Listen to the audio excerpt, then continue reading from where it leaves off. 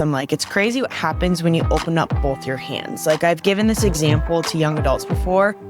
I'm like, I feel like young adults especially, but a lot of people go like this with God, and they're like, okay, God, I want something from you, but we hold on to what we really want.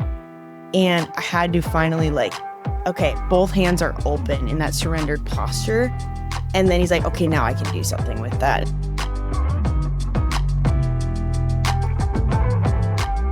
Welcome to the Everyday Faith Podcast, where we believe you can live out your faith every day by starting with belief, embracing your mission, committing to obedience, and pursuing community.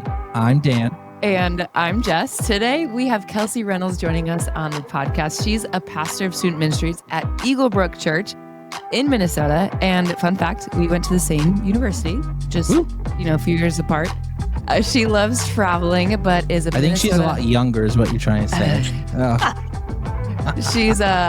She loves traveling, but she's a Minnesota boat and jet ski girl at heart.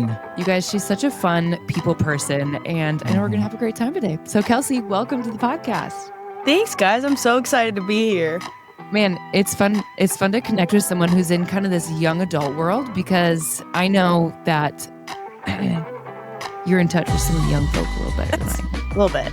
Oh, well, I have so many questions. One of them is, what are young people saying nowadays?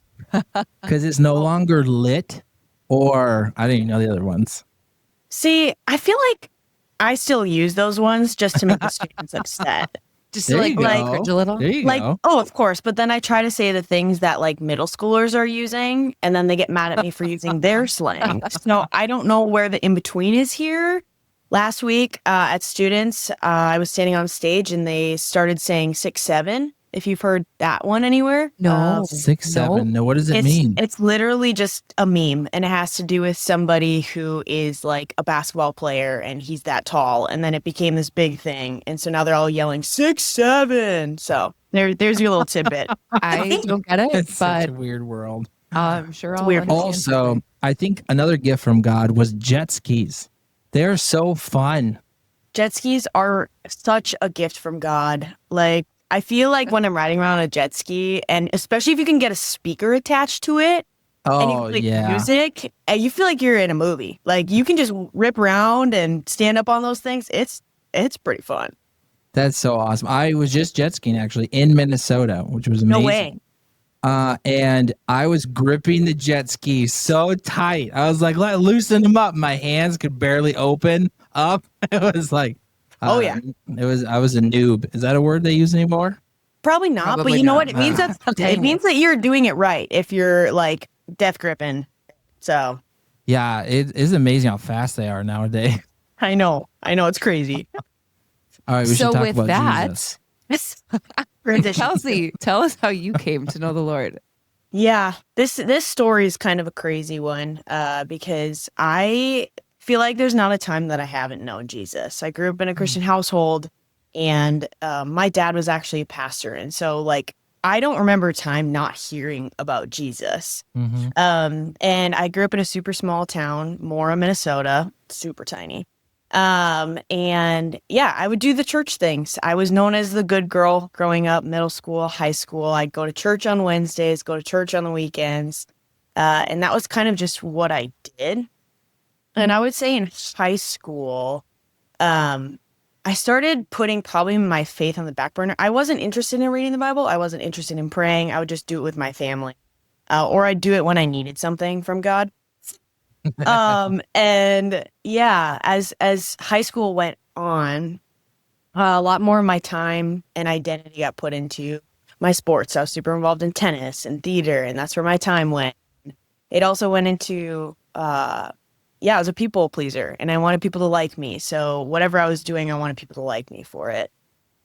And that kind of carried on up until my senior year.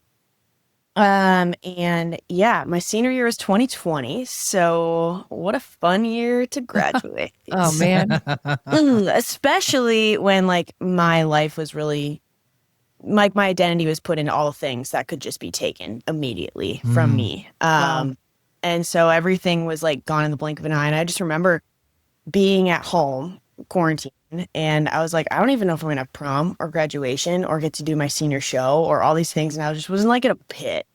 I didn't really know what to do with myself. And I was mad at God. Like I knew who God was, but I'm like, how could you do this type thing? And those nights, like I would stay up till about like 3 or 4 in the morning. Cause I'm like, I don't even know what else to do with myself and just death scroll. And yeah, I also hit a point where I was like, you know what? I don't even care anymore. Like I know what the right decisions are, but I'm going to like do what everyone else wants to do. And so started hanging out with my friends, got in with started making not great decisions, honestly. And I was one person to my parents. I was still the good girl. But with my friends, I was like, I want to be the fun one. Like I want to be the one that people want to be around. So that went on, like that two-faced thing went on for about a year. And I went into Northwestern that year, started off as a nursing major, and I thought I could keep hiding this from my parents until they caught me in the middle of a lie that spring. And that was one of the most humbling moments of my life. And I'm so grateful for parents who held me accountable and held me to a higher standard. Wow. And I give a lot of credit to them and to the Lord for that. But they held me accountable. I wasn't super happy at first with them. And then I realized how alone I was and that my actions would have had consequences if I decided to keep moving forward. And so that summer, I call it my summer of growth. Because I was alone. I couldn't do anything with my friends anymore.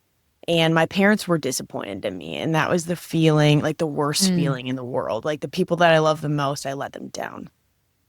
And so I turned, I think there's one night I listened to a sermon because I was like, I'm just going to listen to a sermon. And it was talking about how in your darkest moments is when God reaches down and he meets you there. Wow. Right. And I was like, well, I guess I'll give it a shot. And so I started reading my Bible just a little bit. And I was like, wait, this stuff is actually kind of good. And I started listening to Christian podcasts. I was working that summer at a financial advising company, just a summer job. And I would like listen to podcasts during the day, like Christian podcasts. And I was like, this is a real thing that I could lean into. So my dad encouraged me. He was like, you should come start serving in kids ministry because my dad had started a job at Eagle Brook Ham Lake. Oh, and okay. so they were going to go there every single weekend. And him and my mom just encouraged me to serve with the preschoolers. So I started serving with the preschoolers, had the time of my life. I love preschoolers. They're such a fun age. And then I was approached by the student pastor. And he was like, hey, I need volunteers for this middle school summer event. Do you want to come? Like, I feel like your energy is great for this.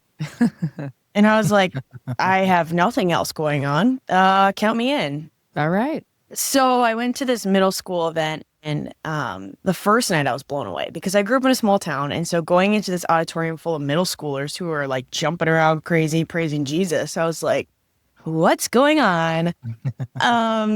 And I remember going, it's 3 nights in a row.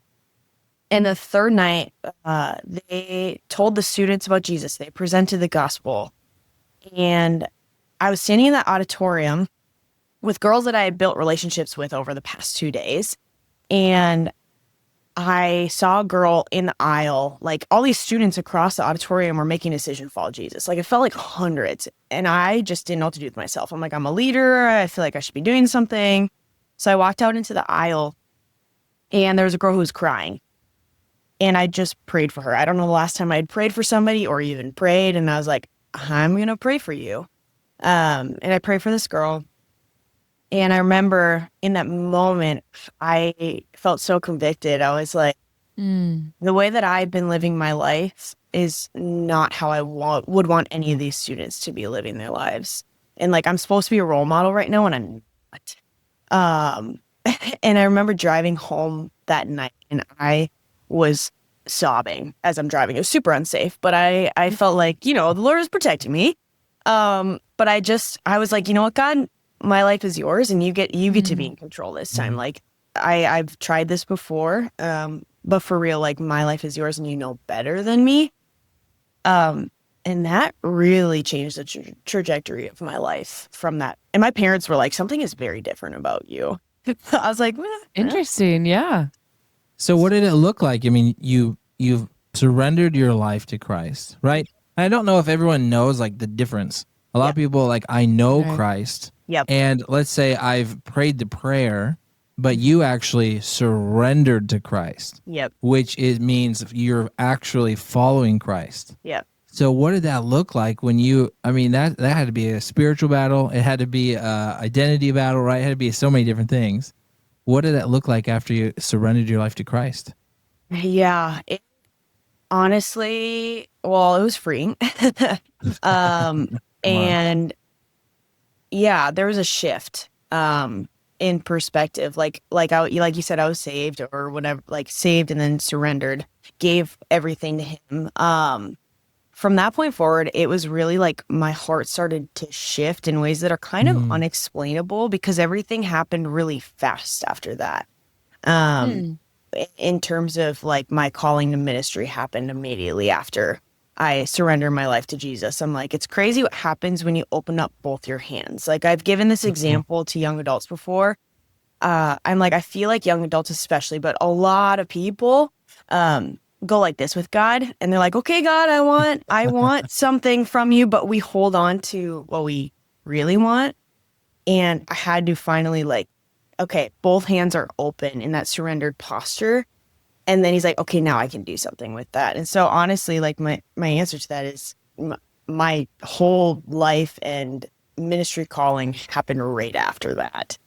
Wow.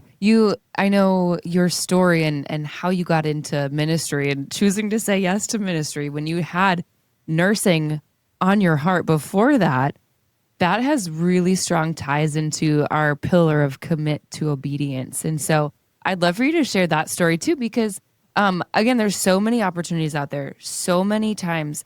I mean, really, sometimes it feels like daily when it's like, man, I gotta commit to obedience, right? In one way or another, in a small way or a big way.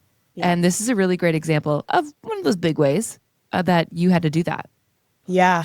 This has been like, God is so good. And I love sharing this story because just like what I said, what happened right after I finally let go was really crazy. And so after that event and after I had recommitted or surrendered my life to Jesus, I was just at work that week after. And I was at my financial advising job. I was probably working on spreadsheets or something. And I had this little whisper or this little thought come into my head. And it was, what if you went to ministry? And I was like, nope. Like my dad did that. My mom has been done a lot of ministry. That's the last thing I want to do. Like I want to be a nurse so bad. And I've known that since I was little. Like I grew up and I dressed up for Halloween as a nurse and my friend's mom was a nurse and I looked up to her. And so all these pieces, I'm like, I want to be a nurse. That's what I want to do. And why did you want to be a nurse? I don't know. I wanted to help people, which is kind of funny. And I also grew up with juvenile rheumatoid arthritis. And it wasn't like debilitating, but I had appointments all the time. And so I'm like, they helped me. So I want to help people. I actually, at the age of 7, said I wanted to be a phlebotomist, which is someone who draws blood out of patients. So I want to do something in the medical field because I wanted to help people. That's the main thing, which is funny, fast forward, right?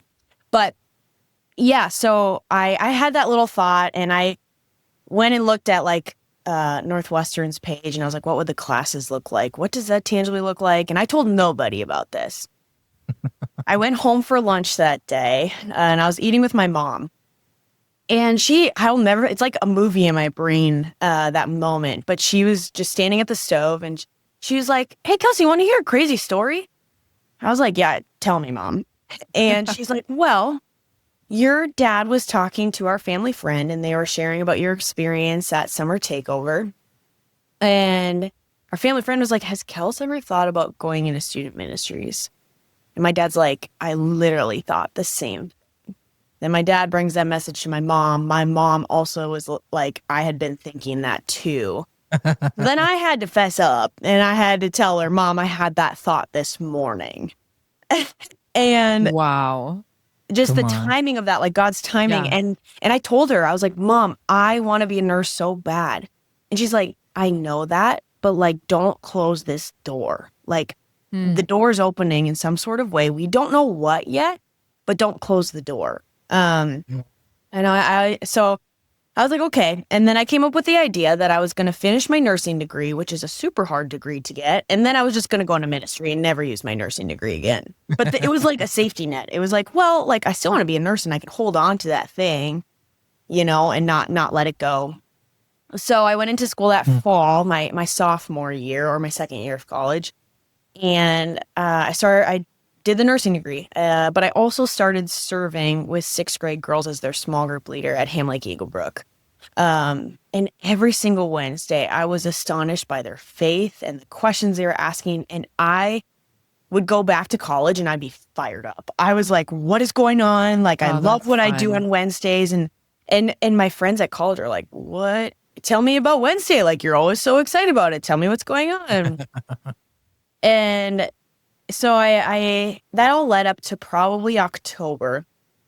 And there was a week in October with just a ton of God moments. That's the only way to explain it. Just conversations from people who affirmed it, and to my roommate saying something like, you've never been excited about nursing like you have been about Wednesday nights. And she's like, are you finally gonna like do something about it? It's a good friend. I know. It was very loving of her. She's like, I've been quiet for a long time, but I'm going to say something. I'm like, yeah, you say something. But I very vividly remember there's one night I was in my college dorm, about to go to bed.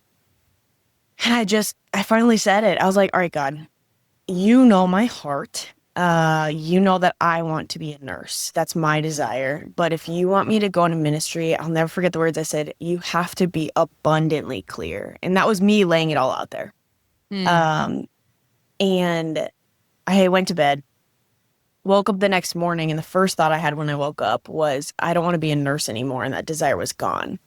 It was just crazy. And I woke up and was like, I think I have to go change my major.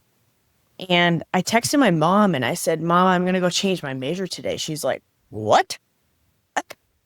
And just the ripple effect of all these moments leading to that. And God's like, I just needed you to let go again. And so I went and changed my major, and took that step of changing. And I remember too, when I switched from my nursing classes to my science class, or nursing classes to ministry classes, which no offense to my nursing classes, but I watching the ministry classes, I'm like, these are awesome people. I love being in here, and like the conversations we get to have, it's super sweet. And it's just been a whirlwind since that point, but super grateful for it. Yeah. So it's so cool how all those pieces fell together right in just perfect timing. And yet it still required you to face the reality of like this thing I've been dreaming of my whole life. Yeah. For whatever reason, right? I now have to let it go. And God's like, yeah, but I'm also going to replace it. Yeah. I'm going to give you something else in return. I'm just going to leave you with an empty void. Yeah. Right. And like in the world, your desire is nursing, but like in God's kingdom, your desire is to help people. Right. Yeah. Right. And so he's like, no, I'm actually giving you what the desires I put in your heart. Yeah. Isn't that the funniest thing? Because people are like, well, what? Like nursing, I want to help people. Well, and then they're like, well, you're helping people. Yeah. You're helping their hearts. And I'm like, oh, true. God is funny. That's amazing. So good. So now you work with young adults. That has to be so fun. Yeah. So what is the age range of a young adult? Yeah. So, I mean, I kind of work with a wide range of people. But so like my main job is with middle schoolers and high schoolers, but a side part of my job that has been unique, even in the past year, is young adults. We have a lot of young adults who have been attending our Apple Valley campus, or I have a lot of them who serve on Wednesdays, and the ability to pour into them, whether they're just coming into ministry or whatever from college. But the age range, what we have been stating, is about 18 to 29, which is big. Like that is what we have been labeling as young adults, but there's a lot of life that happens from 18 to 29. No kidding. All right, this is a sad moment, Jess. We are not young You're not young adults. You can call me out like that. Man. Oh, Nah. yeah. No, a lot of life happens. So what in are that. we then now? I'm being a little selfish. I apologize. Adults. Middle-aged. You're A adult. what? Adults? I prefer man-child. Okay, that works too. That sticks, I think. Yep. Yep. It is sad how many people have told me I remind them of a 12-year-old. I know, like it's like 4 different people all said 12. I'm like, what is this? 12 is just the perfect number. So, love anyways, you get to see lots. Okay, so recent events, the very sad assassination of Charlie Kirk has happened, and you are in the world of young adults, teenagers. Tell us about some of the conversations you have to have talking about Charlie Kirk and what's going on. Yeah. I would say it's been a crazy few weeks. Just super heavy. And there's a lot of different emotions that come along with it. Like even a middle school student who had to watch that video. And that is hard that our students are seeing firsthand somebody get killed. Right. And there's so much grief, there's so much sadness that I've seen from so many people, even people coming to church who have been saying like, I don't even know why I'm here. Like that's just adults too, who are like, I haven't been to church in 20 years. I don't know what to do with myself, but I feel like I'm supposed to be here. Wow. And I just have been consistently suppressed, but also like what the enemy meant for evil, God can turn for good, right? And like I have had conversations within the past week with especially a lot of young adults who I think are really just tired of it. I think they're tired. We're the generation too who really lived in 2020, like in school and in college and the effects of that. And so I think a lot of young adults are tired.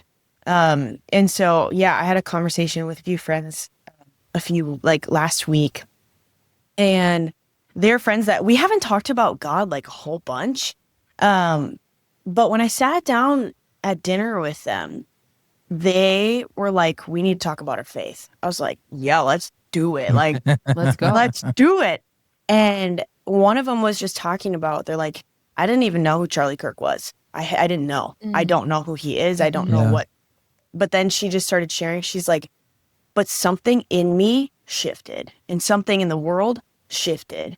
And she's like, we need Jesus. He's the only one who matters in our, like, this is not our home. She's like, that's the thing I feel more than ever is that this is not our home and we need to be sharing Jesus with other people. And I just was like sitting back. I was like, oh my goodness. Like people keep using the buzzword revival, but people are more curious now than ever. And even like the day after that, I had a text from somebody who, from my hometown, and we're connected. I've done some life with her.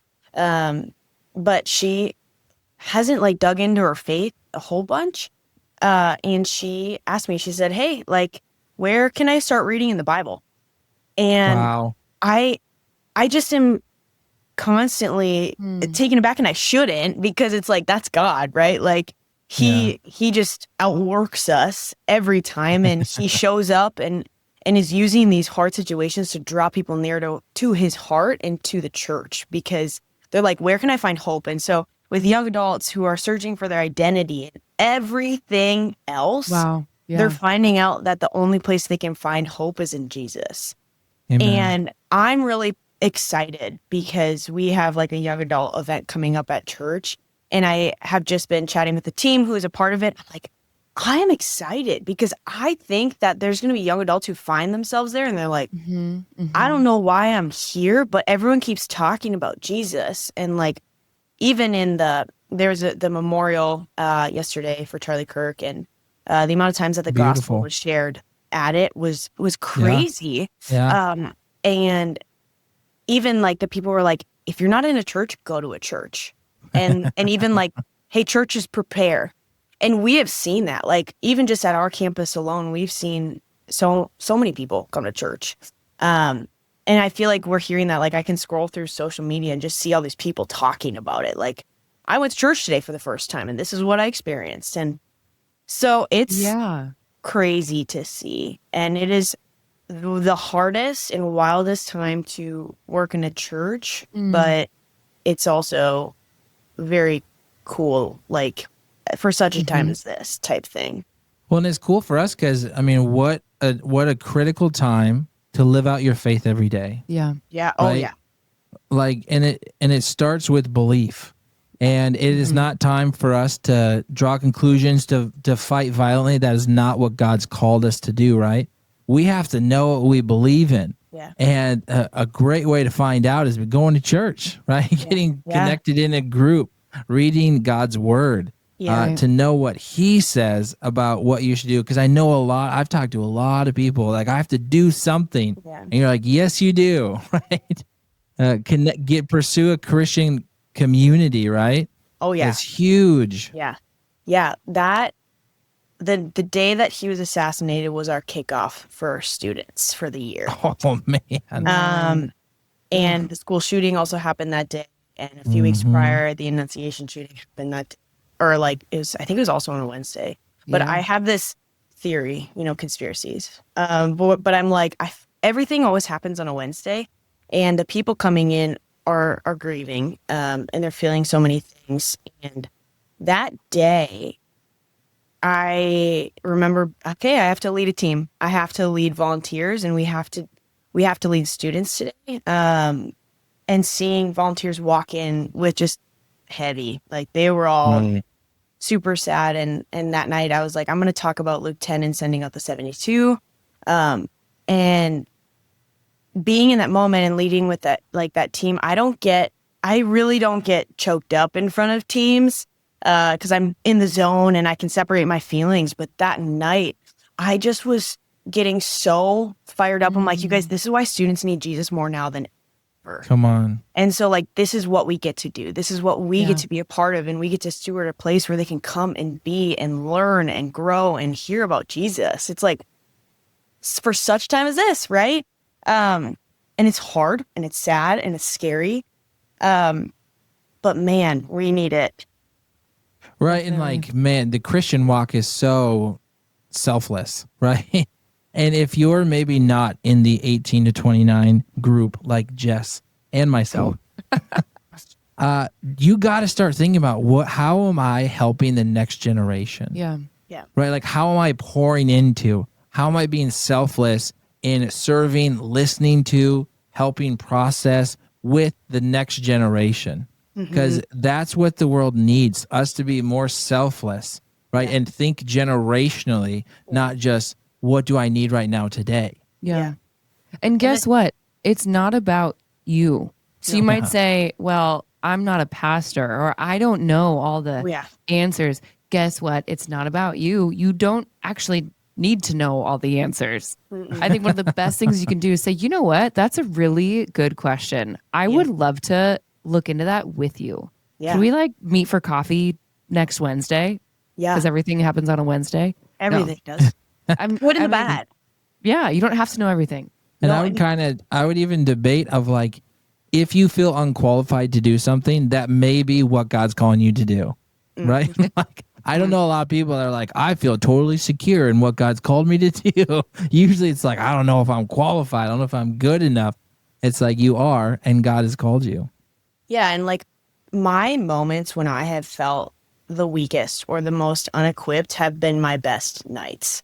Because in those moments I say, you know what? I'm not enough. I'm enough in Jesus, but I'm weak, and you get to, like, I love saying, like, I love providing opportunities for God to show up and flex. And for me to say, it's not me, it's actually God. And yeah, like, that's what I tell leaders all the time when I'm onboarding them. I'm like, I do not expect you to know everything, but even an opportunity to walk with the next generation and go through it together. Like, it's that accountability piece, right? Like, you get to learn as you're growing together. You earlier in our conversation, you kind of referenced this posture of having one hand open and surrendered and the other hand closed and, holding on tight to whatever it is. And I think in what you're describing, it's like if we're holding on to our confidence in who I think I am or what I think I'm capable of, we're not fully surrendered. And so when you go into an uncomfortable situation that forces you to let go because you don't have confidence to hold on to, Right?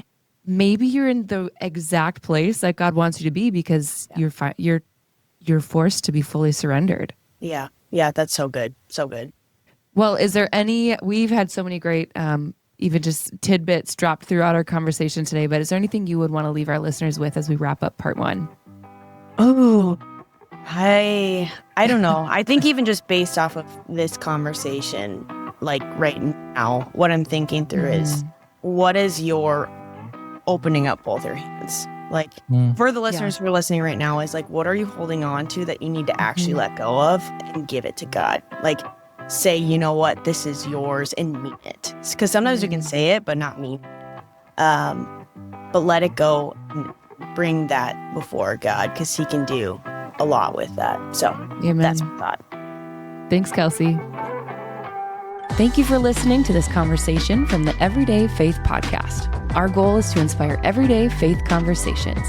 Please join us by rating and reviewing wherever you're listening, and most importantly, by sharing with a friend. For more resources like this, visit our website, askaboutmyfaith.com. God bless you as you live out your faith in your everyday rhythms of life. There's been so many innocent lives taken this year, and there always is, but we see them now with social media. So we want to encourage you guys, be careful what you allow yourself to see. Be careful about how you spend your time looking at what. It does matter. And so we want to pray for just, the innocent lives that have been taken this year, unrighteously, demonically. It is very sad to see. So Lord, we lift up these families, these people that are hurting. I pray that your Holy Spirit would be filling them with peace. And God, we ask that you would fill this world with love, with grace, with mercy, with self-control. God, that you would fill us with discipline. So Father, help us lead like you. Help us confront evil, God, with truth and love. Yeah. We love you, Jesus. Amen.